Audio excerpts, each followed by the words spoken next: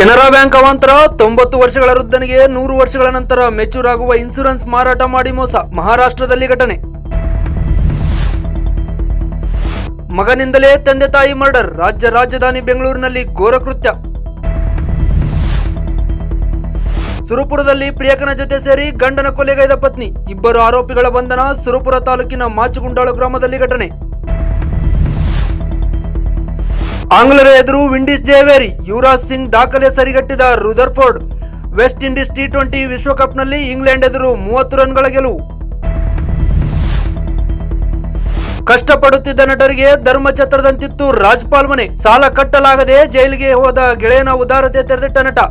Check bounce ಪ್ರಕರಣದಲ್ಲಿ Bollywood ನಟ ರಾಜ್ಪಾಲ್ ಯಾದವ್ಗೆ ಜೈಲು.